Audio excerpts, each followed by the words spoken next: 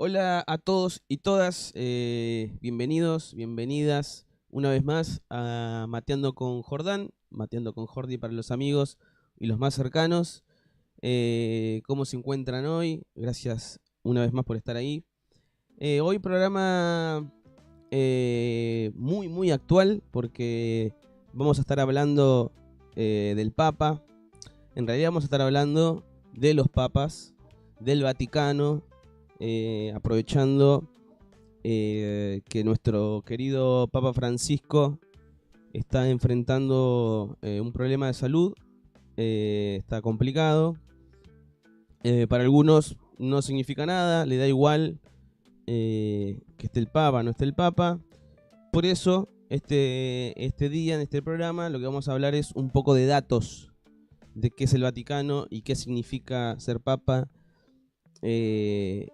Y ver qué relevancia tiene en nuestro país con el Papa Francisco y qué relevancia tiene en el mundo y qué relevancia tuvo y qué precedentes tuvo los papas anteriores a Francisco. Dato no menor, pueden ver que yo traigo un rosario. Los que me conocen saben que nunca fui muy católico. De chico sí, mis viejos me mandaron estoy bautizado, hice la catequesis. Siempre me interesé igual por la religión, por la historia del catolicismo. Mi nombre es Jordán. Y cuando me preguntan, yo siempre digo como el río Jordán, donde fue bautizado Jesús. Mi hermano se llama Jonás. También los nombres bíblicos se ve que también me gustan a mí, por la historia, por el contexto. Me parece que escapar de la historia religiosa de la humanidad tampoco me parece que esté bueno. Tampoco entiendo la gente que dice yo no creo en Dios, no creo en Jesús, pero creo en que me tiren las cartas y que la luna esté retrógrado en Júpiter, esas cosas. La verdad no entiendo. Si uno cree, debería creer en general y respetar todas las creencias. Pero bueno, hay gente que valida eso y descalifica al otro, y hay gente que después valida todo y después elige qué es lo que le hace mejor a uno. El rosario, ahora vamos a pasar un video para reflejar lo que les quiero contar. Yo me empecé a acercar más de vuelta al catolicismo con el Papa Francisco. Primero porque al ser un papa que habla español, y más que nada con modismos argentinos, te llama la atención, te da ganas de escucharlo y por ahí es más fácil entender de qué se trata. Además, entendiendo que Bergoglio ya también tiene una historia bastante particular en Argentina, sobre todo su papel en la dictadura militar, que eso vamos a hablar un poquito. Vamos a esperar a Guido también, que Guido va a estar ahí acompañándonos y vamos a charlar de eso con él.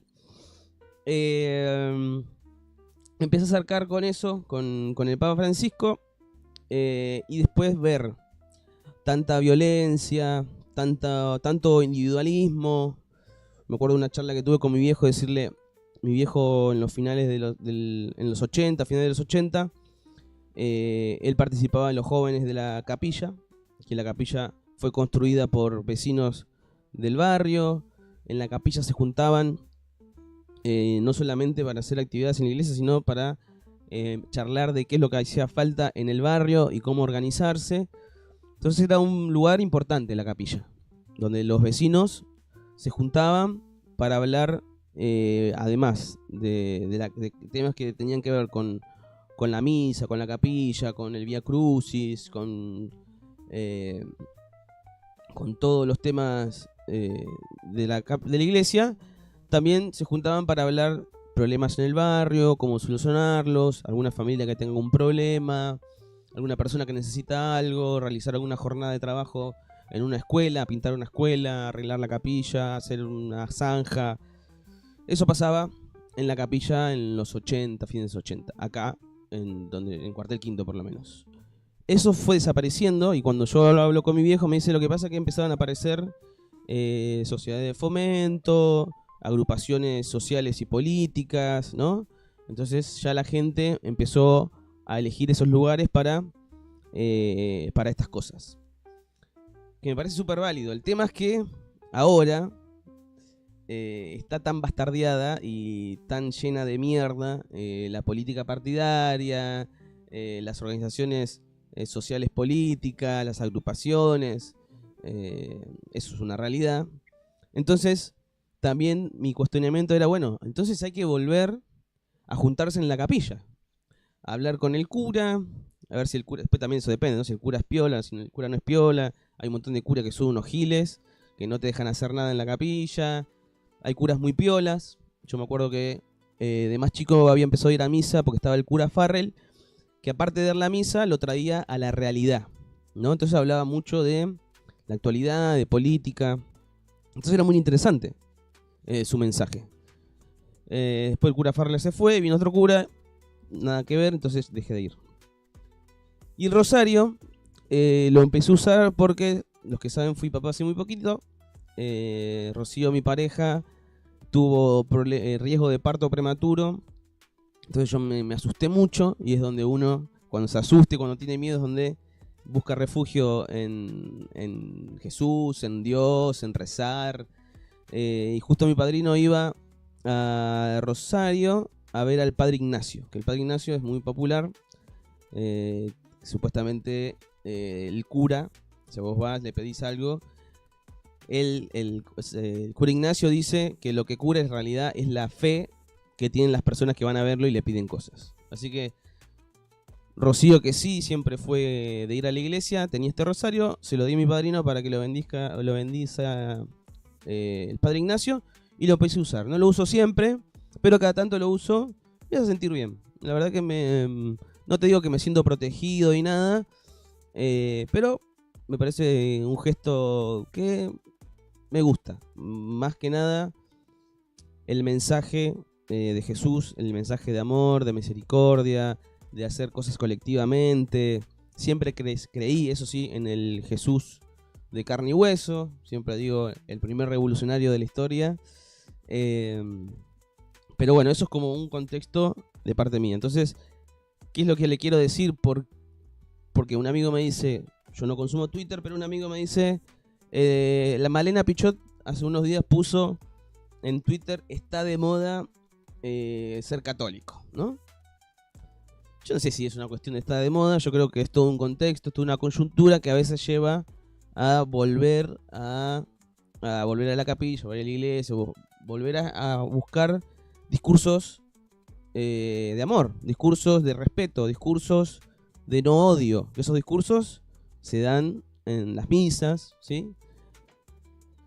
En las redes sociales, Twitter, el mismo presidente Javier Milei, la política en general está llena de violencia, y me parece que eso es lo que lleva a que muchas personas volvamos a las capillas, a las iglesias.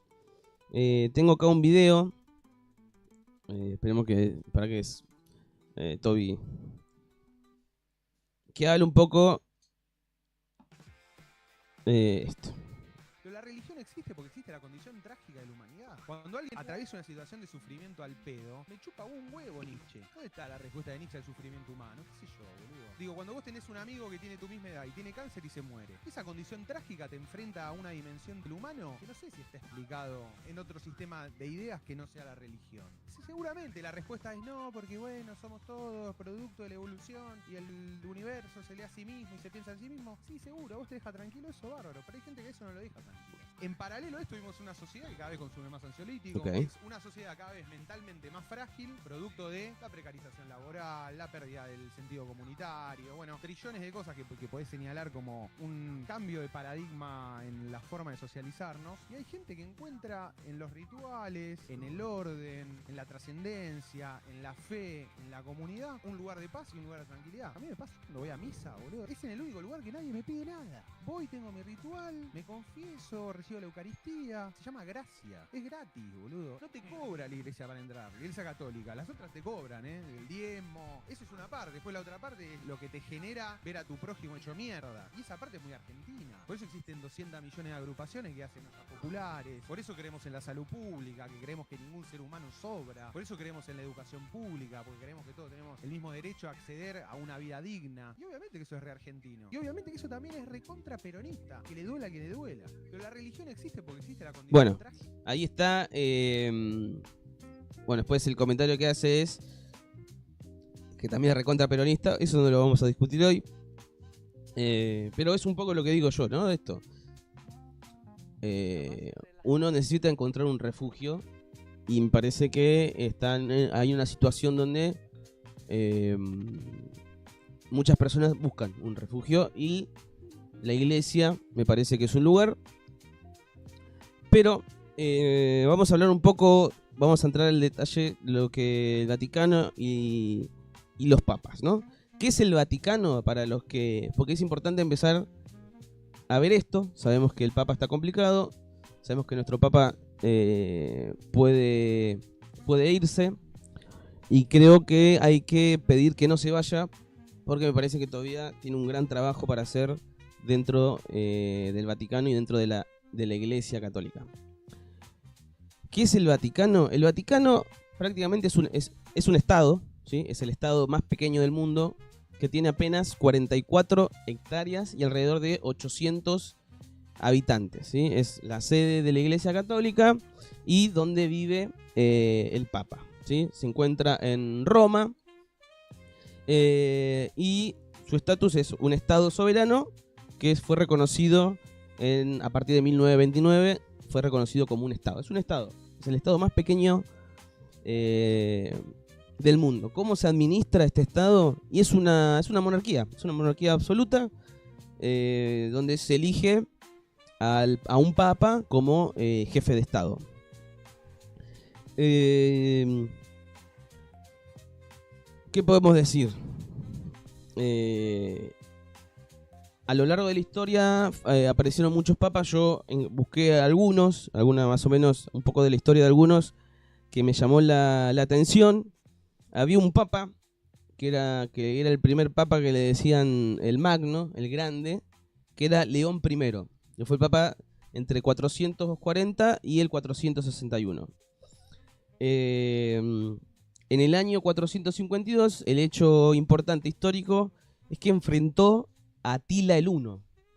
¿Sí? Si buscan la historia de Atila el Huno, creo que la de Atila los Huno eran, yo me acuerdo de que eran muy salvajes, y a sus víctimas los agarraban y los desmembraban, los agarraban de un lado y del otro. Eran muy sanguinarios. Entonces, en ese tiempo, a Atila se lo conocía como el azote de Dios y amenazaba con invadir Roma. Entonces, este Papa León I fue el que, sin ejército ni armas, se encontró con Atila en el norte de Italia y lo convenció de que no ataque Roma.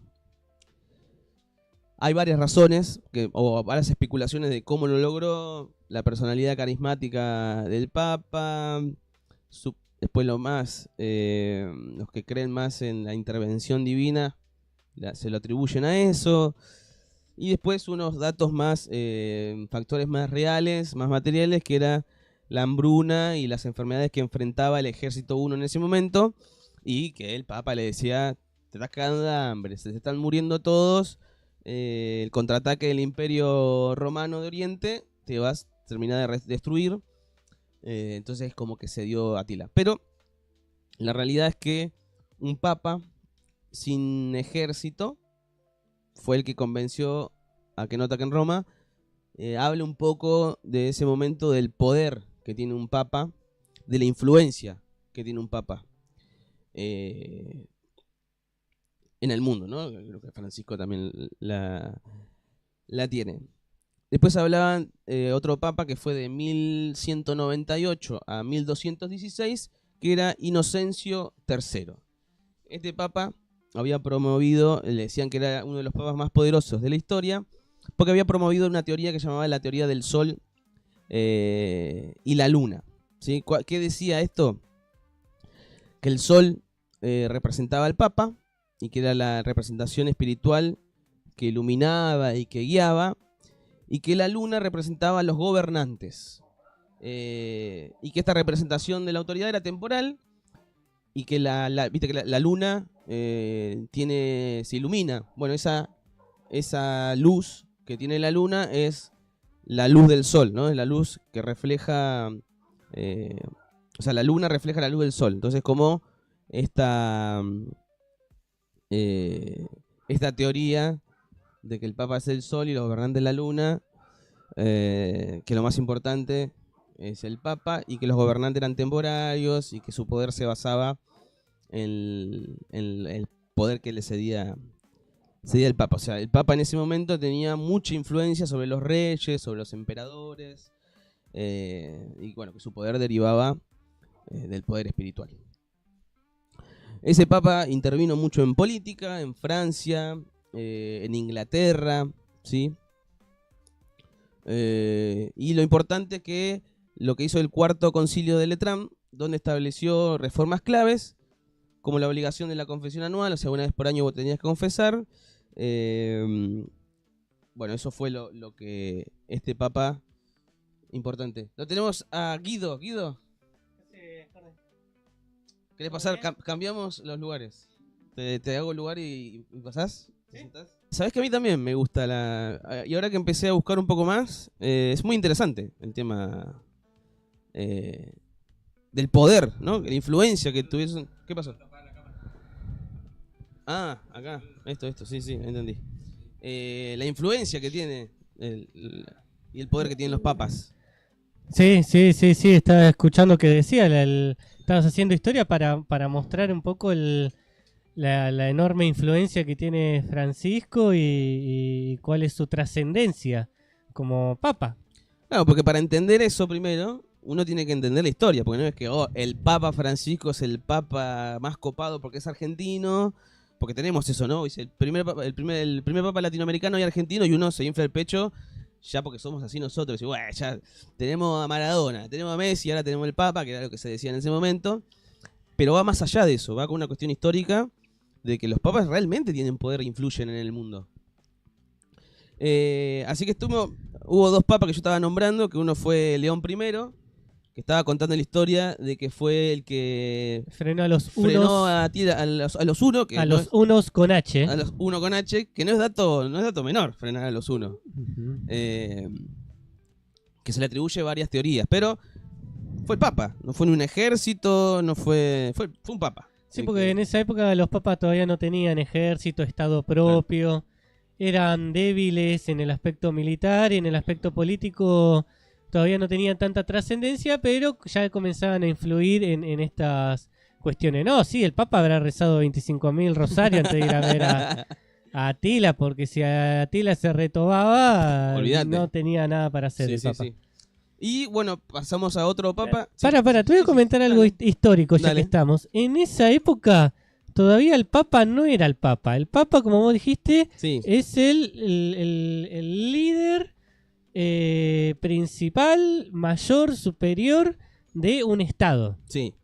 Bueno, en esa época el Estado no existía. Porque de hecho existía el Imperio Romano. Sí. O sea, la máxima autoridad era el emperador. Segundo, sí podemos decir que en lo espiritual, más allá de que sea jefe de un Estado, es el jefe de la Iglesia. Y eso trasciende toda la frontera, sí. ¿No? Su poder no queda solamente en el Vaticano, es el Papa del mundo. 1.300 millones de personas son católicas. Católicas, sí. Yo fui un súbdito de él, si se quiere, porque yo era creyente católico, no era evangélico. Bien, en esa época no había un Papa, había 5. Es decir, jefes de la Iglesia no había uno solo, había 5. Lo que pasa es que con el paso de los siglos se fueron cayendo uno por uno hasta que quedó solamente el obispo de Roma, al que le pusieron el nombre de Papa, que quiere decir papá, y ahí quedó como el jefe máximo de la Iglesia. Pero al principio había 5 grandes obispados, y ya te digo, por distintas razones fueron cayendo. Algunos, por ejemplo, por la evolución. El mío. El de Guido. Por el avance del Islam. Por ejemplo, Sí. había un obispo de Palestina, de Alejandría, de Antioquía. Esos 3 cayeron porque Mahoma trajo una nueva religión. Esos lugares fueron invadidos y chau obispo. Sí.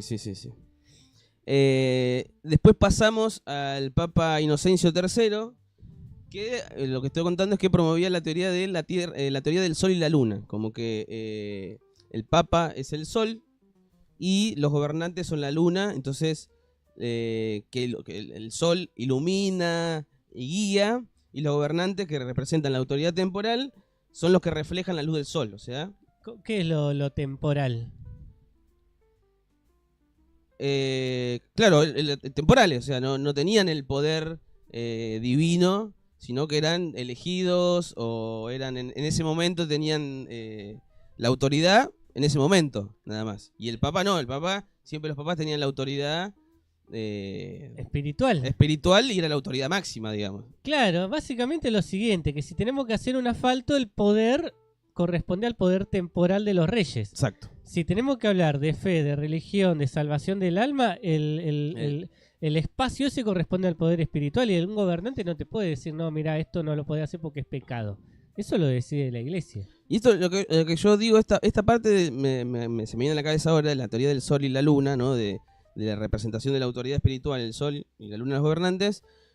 Después, más adelante, termina derivando en el derecho canónico. Puede ser que después tiene que ver con eso, con que cuando se empieza a hablar del derecho acá cuando éramos colonia española, la representación del poder de Dios que bajaba sobre los papas era importante y tuvo mucho que ver después con el desarrollo del derecho, sobre todo en América Latina, a partir de...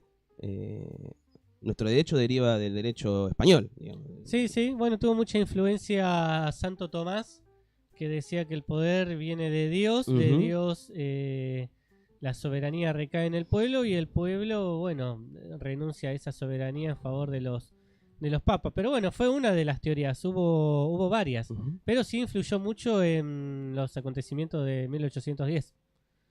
Y bueno, y este papa lo que tuvo son reformas muy importantes, que fue la definición oficial de que el pan y el vino se convertían en el cuerpo y sangre de Cristo durante la Eucaristía. En ese momento, que ahora es eso ahora, este fue el papa que fue la definición que dio este papa.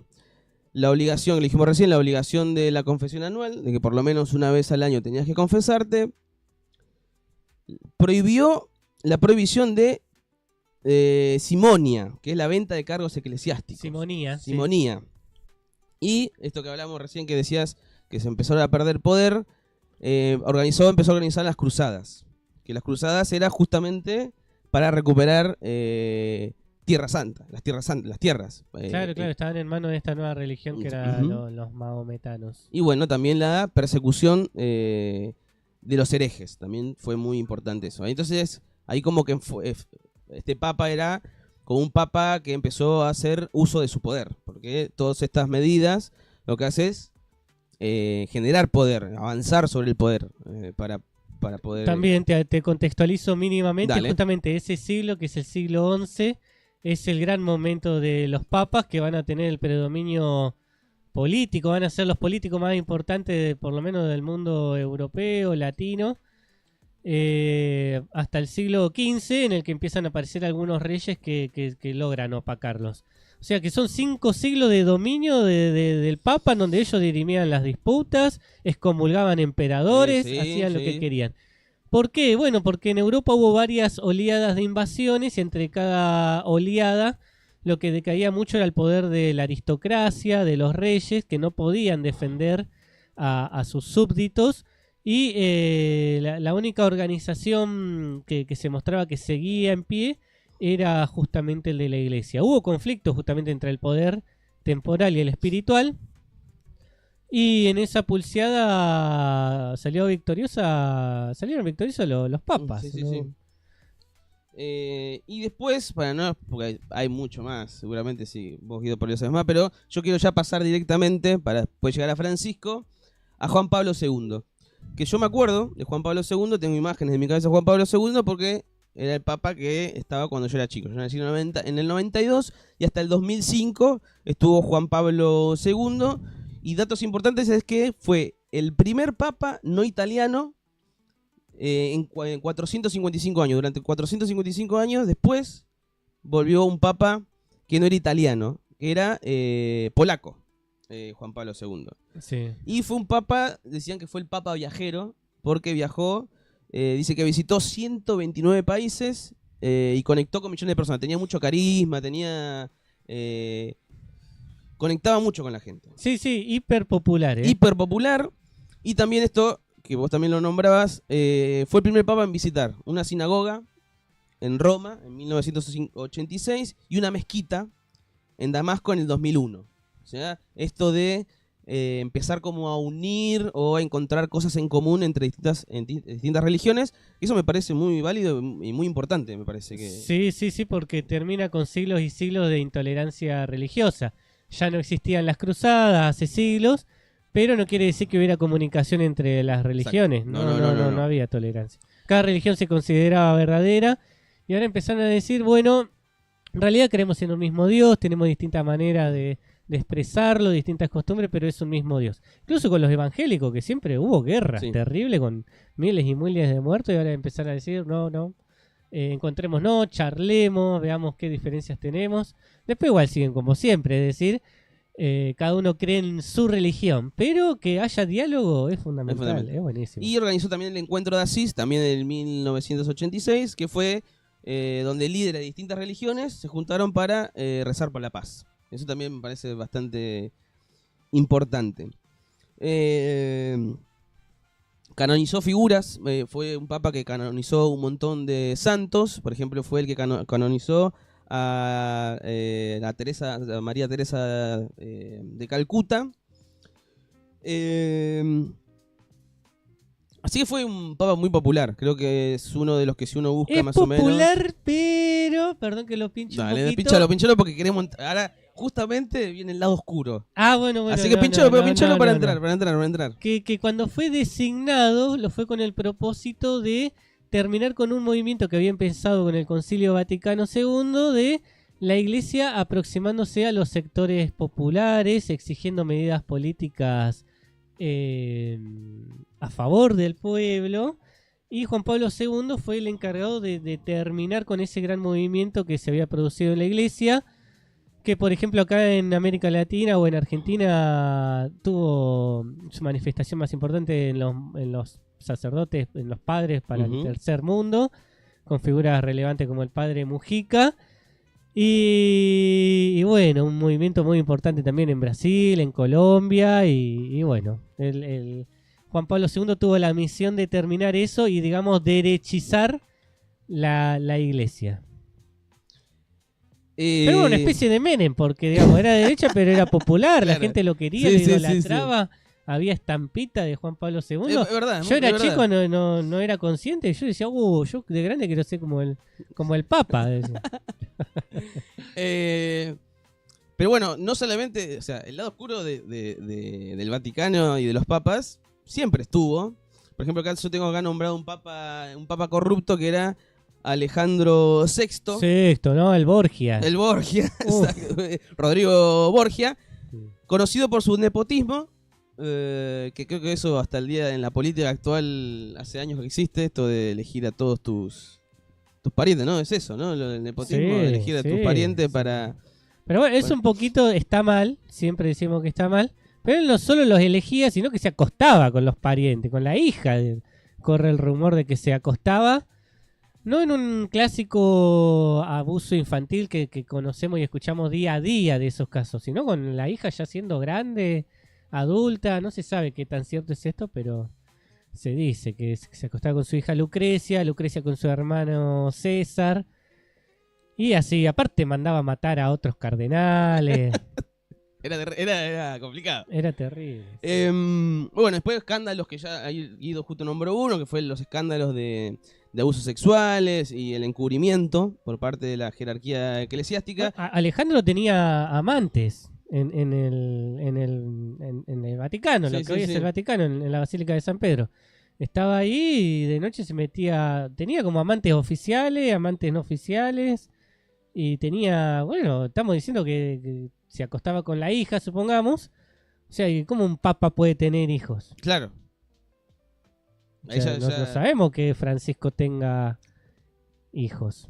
Por ahí ahora cuando Yo creo que no. No, espero que no. Y después después está el Banco del Vaticano, que también, o sea, es un estado, y como todo estado también tiene su hecho de corrupción, como todos los estados, y uno tiene que ver con esto, con el tema de la guita. Hubo en los años 80 está el escándalo del arzobispo Marcinkus en los años 80, que también fue... No conocía. Y ahí ya podemos entrar con el tema del Papa Francisco, para ir ya cerrando, pero poder hablar exclusivamente del Papa Francisco, que en realidad es Bergoglio, ¿no? Bergoglio, que nació en Buenos Aires en 1936 y fue sacerdote jesuita y arzobispo de Buenos Aires. Y me quiero centrar acá porque me parece muy interesante, me parece muy relevante de que sea jesuita. ¿Sí? Porque la orden jesuita es muy importante en Latinoamérica. Tengo un videíto donde explica brevemente qué es la orden jesuita. Qué bueno. Ahí lo ponemos, Toby. ¿Qué es la Compañía de Jesús? La Compañía de Jesús la crea San Ignacio de Loyola, que era un militar español, 1540. Había sido herido en un combate, pasa un tiempo largo en un hospital leyendo, y ahí se vuelca la religión. Anda por París y allí con un grupo de 10 amigos van a hablar con el Papa y crean la Orden Jesuítica, que es una suerte de tropa de élite del Papa. Los jesuitas medio se saltean la autoridad de los distintos estados nacionales casi, sí, si van sí, derecho al Papa. Son los fundadores de las universidades, claro. O sea, no existían las universidades. Además, con un concepto social muy criterioso, que es de que garpen los ricos, fíjate vos, y para que puedan también ingresar los pobres, lo que sería una beca hoy. Además, eran una suerte de estado, si querés, multinacional. La Manzana de las Luces, en el centro de Buenos Aires, eso era la sede de los jesuitas, pero además donde recibían los productos que venían del interior. Claro. O sea, en un momento, en el 1700, el rey de España decide expulsarlos, porque claro, era un estado paralelo. Si vos vas a Misiones, lo que son las ruinas de San Ignacio, y todo lo que es el trabajo que ellos hicieron con los guaraníes, y el sistema productivo que tenían ahí, una especie de socialismo utópico lo que llevaban adelante. Es muy interesante. ¿Qué es la Compañía de Jesús? La Compañía de Jesús. Interesante, porque el Papa viene de esa formación.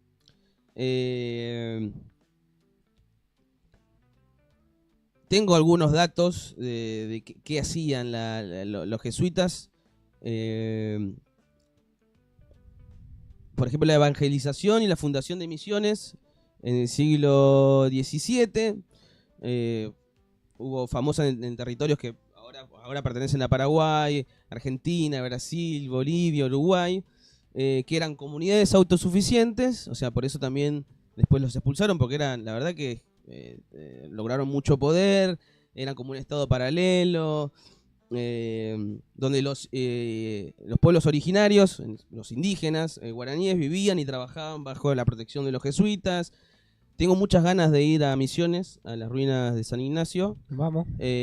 Porque ahí aparte te cuenta la historia y ahí más o menos ves las ruinas y vas más o menos cómo un jesuita o dos jesuitas organizaban a 400, 500 guaraníes. Y los organizaban y a través del diálogo, o sea, sin fuerza, sin someterlos. No había eso. Sí, no había eso. O sea, los convencían, hablaban y trabajaban en equipo. Era impresionante el laburo que tenían. Se dedicaron mucho a la producción de la yerba mate. Sí. Eso se vendía, se vendía todo el virreinato y se obtenía ganancia. Pero eso no era para enriquecimiento de la compañía, sino que se usaba para la misma misión. Lo del mate es muy interesante porque decían que tenían mucha cultura del alcohol, tomaban tipo bebidas alcohólicas, entonces los jesuitas lo que hacen es dicen, che, vamos con el mate para porque si no, viví en pedo y no laburará más.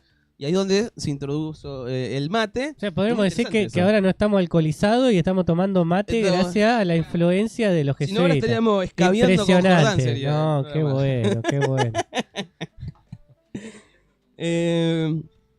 Aparte defendían a los indígenas, se oponían a la esclavitud y a los abusos de los colonizadores españoles. Y portugueses, tuvieron muchos problemas con los portugueses de Brasil. Tengo un nombre, Antonio Ruiz de Montoya, que fue un jesuita peruano, que activamente luchó por los derechos de los guaraníes y escribió muchas obras importantes sobre la lengua de los guaraníes y su cultura. O sea, eso también, no es que era olvídense su cultura, olvídense su lengua, a partir de ahora tienen que ser jesuitas no, o sea que también valoraban y sobre su lengua y sobre su cultura construían. Era importante. Después los jesuitas tienen mucha importancia y relevancia con el tema de la educación y la cultura, ¿sí? Fundaron colegios, fundaron universidades. La Universidad de Córdoba, que fue en 1613, una de las universidades más antiguas de América Latina, que está en Córdoba, fue fundada por los jesuitas. ¿Sí? Sí, tengo entendido que es la universidad más antigua. Es la más antigua. Sí, sí. Y después, esto con los guaraníes, introducían técnicas de agricultura muy avanzadas. Después también arquitectura, música, o sea, era impresionante lo que hacían los jesuitas. Y está muy claro por qué después los expulsan, por qué no quieren, porque es un problema para el poder, sí, en ese momento se hablaba de un estado dentro del estado. El rey Carlos III de España decía, estos muchachos no me obedecen al Papa, y también tenían sus propios intereses, que no era todo seguir al pie de la letra que decía el Papa. Así que sí, por eso fueron expulsados, no solamente de todo el territorio de América Latina, en los territorios de España, sino también de Portugal y de muchos países de Europa.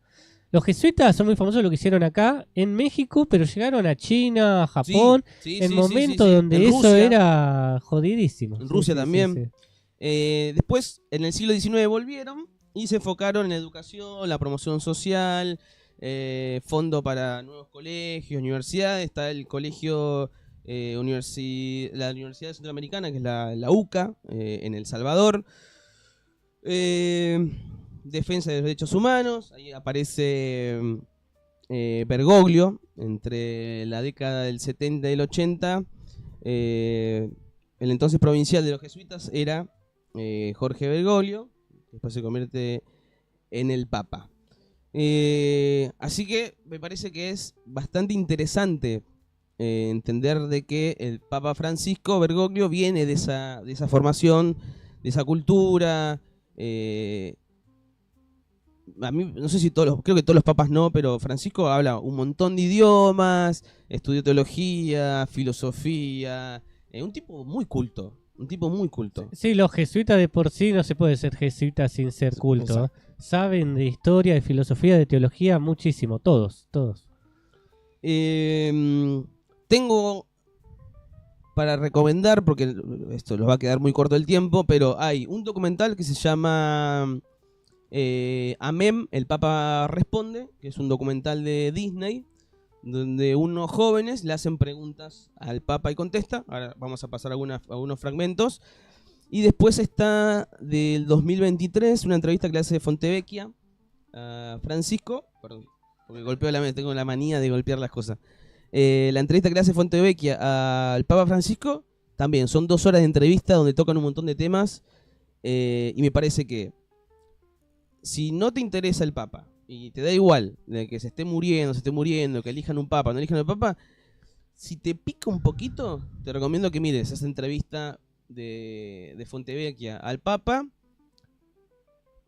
para entender un poco por qué es importante Francisco, las cosas que dice, dentro de la iglesia, los más conservadores no lo quieren. No. Al Papa. Hay una... se está diciendo que había una periodista que estaba en las inmediaciones del Vaticano cubriendo el tema del Papa y vio en un bar ¿cómo se llaman los que están vestidos los cardenales? Los cardenales. Los cardenales en un bar brindando por la enfermedad del Papa. Brindando, esperando la muerte del Papa. Porque el Papa, una de las cosas que han decidido es empezar a luchar o a empezar a reconocer y a pedir perdón por los abusos de menores dentro de la iglesia. Es una realidad. Hizo una, que tengo acá el nombre, que lo que hacía era para que no se encubran estos abusos, que no proscriban, que tengan su castigo. La verdad que Francisco luchó bastante con estos temas. Entonces hay un gran sector, le dio mucho poder a los sectores laicos dentro de la iglesia, que antes no había. Hay mucha apertura dentro de la iglesia que tiene que ver con el Papa Francisco, tiene que ver con las iniciativas de él. Acá tengo algunas, dice... ahí está. Francisco incluyó a laicos y a mujeres en discusiones. ¿Sí? Empezó a tomar temas controvertidos como la comunión para divorciados y que se vuelven a casar. ¿Sí? Organizó a los jóvenes, donde jóvenes de todo el mundo tenían voz para saber qué les preocupaba, qué esperanzas tenían. Les dio mucha importancia a eso. Después hizo la consulta local, que eran parroquias y diócesis de todo el mundo que enviaban sus aportes al Vaticano para tener la realidad. Armó representantes de cada continente para que se discutan los temas de cada continente. Y hizo esto de reunir obispos y laicos en el año 2023-2024, se juntaron para tomar decisiones. O sea, un montón de cosas que para los más conservadores no está bueno, porque es como quitarles poder. Obviamente que dentro de esos conservadores hay un montón de abusadores y también el Papa iba con eso. La inclusión de mujeres, que si bien todavía critican esto, que dicen ¿por qué no hay curas mujeres? ¿Por qué no hay una mama de un papa? Bueno, si escuchan a Francisco dice por qué, y él habla de que, ahora vamos a mostrar un video, de que hay importancia en la mujer, participa la mujer dentro de la iglesia. Dice, la iglesia es la iglesia, ¿no? Él dice, es mujer la iglesia, no es el iglesia. Él en una de las entrevistas nombra esto. Vamos a mostrar, a ver, yo tengo acá algún video que vamos a elegir alguno que habló mucho. Primero vamos a pasar uno que habla de la importancia de la mujer en la iglesia.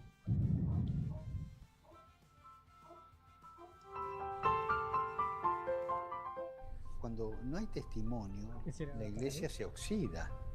Se oxida porque se transforma en un club de gente buena que cumple sus cosas religiosas, pero le falta el coraje de salir a las periferias. Para mí esto es clave.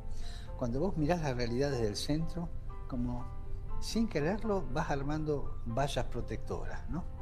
1, 2, 3, que te van alejando de la realidad y perdés noción de la realidad. O sea, querés ver lo que la realidad anda a la periferia. Querés saber lo que es la injusticia social, por ejemplo, anda a la periferia. Y cuando digo periferias no solo hablo de pobreza, sino culturales, periferias existenciales, ¿no es cierto? ¿Pero y por qué crees que pasa? Es decir, ¿por qué crees que hay gente dentro de la iglesia que se acomoda? Es un fenómeno humano ese, ¿eh? Es decir, la atracción del sillón nos gusta a todos, ¿no?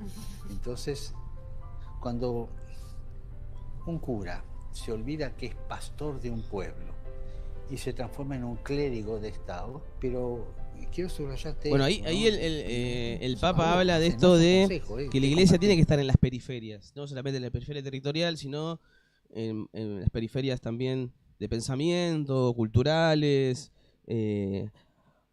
Lo que le pregunta a uno de los pibes es esos que quieren acumular el poder, y el Papa dice, mirá, eso, a todo el mundo le gusta el poder, a todo el mundo le gusta sentarse en su silla de poder, y la iglesia no queda exento a eso. Entonces, a veces a la iglesia y al Papa, como dio lugar a esto, se le critica y se le repregunta un montón de cuestiones que en realidad son cuestiones que tienen que ver con todos los ámbitos, no con solamente los ámbitos de la iglesia.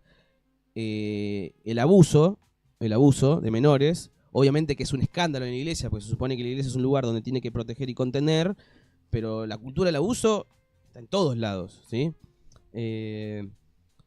El hambre de poder y todo esto de excluir y todo eso no solamente está en la iglesia, está también en la política, está en las organizaciones, o sea, es algo que se escandaliza más porque pasa en la iglesia, porque se supone que no tiene que pasar.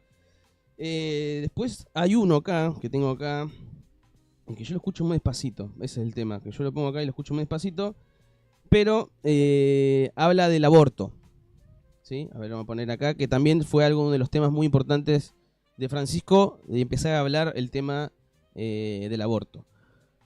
Antes, acá todo me dice que estamos en vivo estamos en TikTok también en vivo, y tenemos acá algunos comentarios. Antes de pasar el video vamos a leer los comentarios.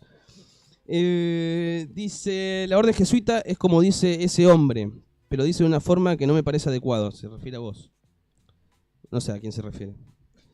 La mujer siempre participó, la culpa es de los historiadores antiguos, que era machismo puro. Se encargaron de que todo este tiempo, hasta los tiempos de ahora, de despertar hacia el otro género.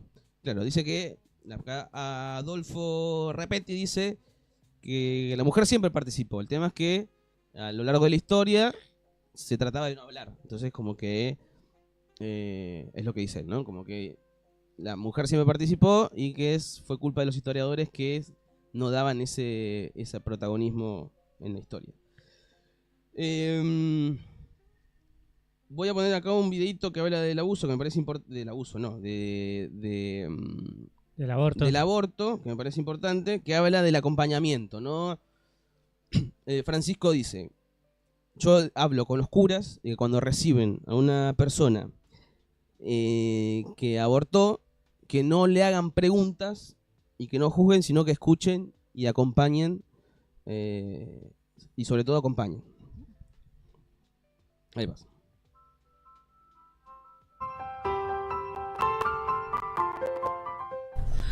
A una mujer que aborta no se la puede dejar sola, hay que acompañarla. Tomó esa decisión, abortó, entonces no hay que mandarla al infierno, ¿no? Es decir, hay que darla, hay que acompañarla. Pero conviene llamar a las cosas por su nombre. Una cosa es acompañar a la persona que hizo esto y otra cosa es justificar el acto. No, esto para la gente de la iglesia es un montón. Es un montón, ¿no? Porque encima...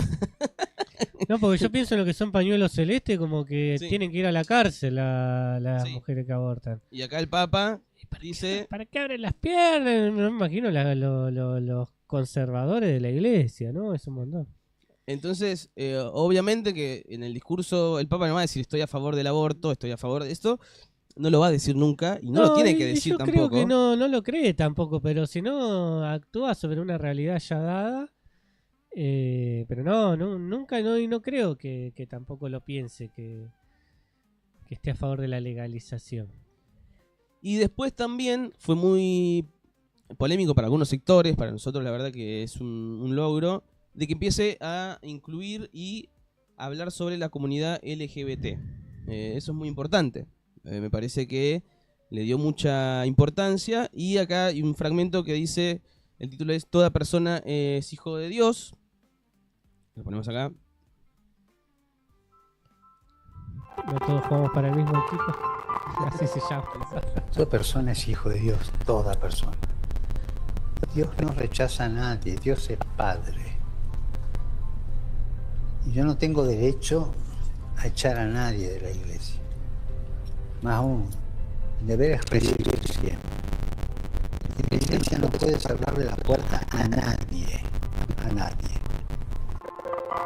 No, también es un montón. Hablaba con un chico católico que tengo de estudiante en la secundaria, totalmente en contra de la homosexualidad, diciendo que es pecado, son enfermos, van a ir al infierno, y que en la Biblia está bien explícito que está mal.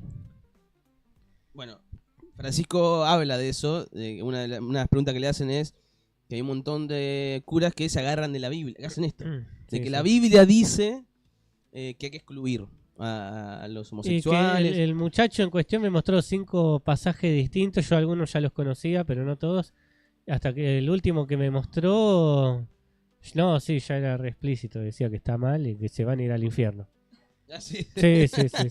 Los primeros se prestaban interpretación, pero ya el último no. Creo que era de una epístola de Pablo, si mal no recuerdo.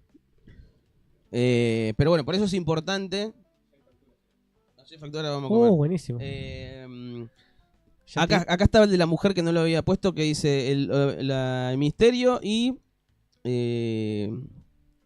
ponemos acá todavía, y la maternidad, dice, ¿no? A ver si lo vamos a escuchar.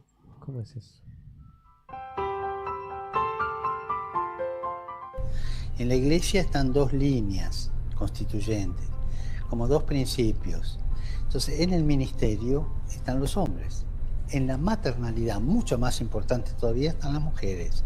La promoción de la mujer va en la línea de su propia vocación de mujer, no en un machismo ministerial, ¿no es cierto?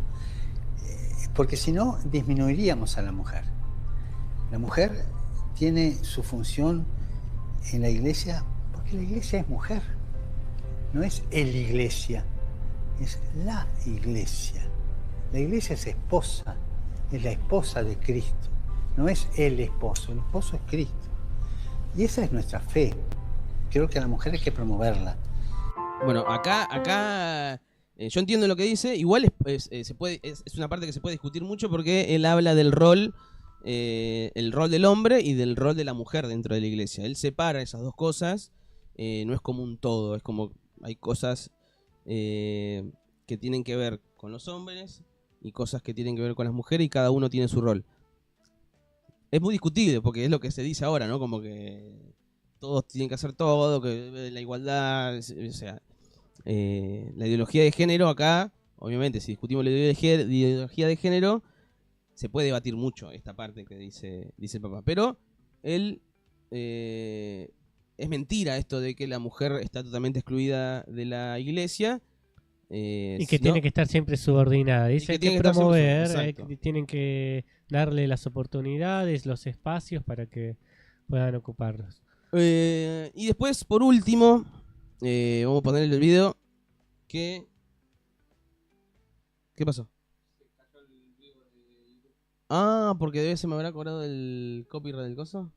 Ay, mira, me di cuenta. ¿Del Papa? Son hijos de puta, todo tiene copyright. Nunca me di cuenta. Todo tiene copyright, ¿no?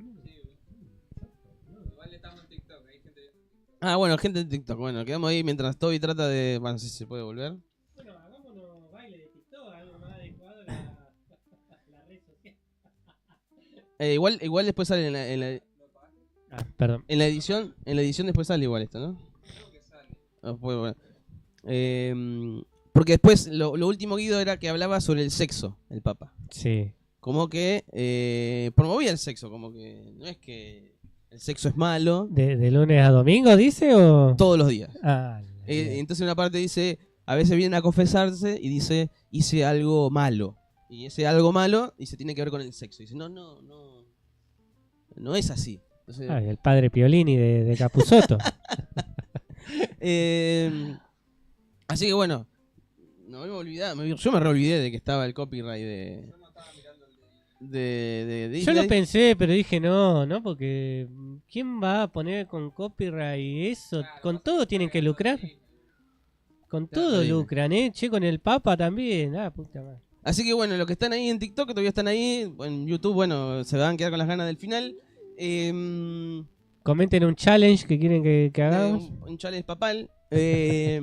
Miren el documental Amén, el Papa Francisco responde, o el Papa responde, Amén Francisco responde se llama. Y también si quieren ver algo más intenso, más largo, que son 2 horas y pico, la entrevista con Fontevecchia,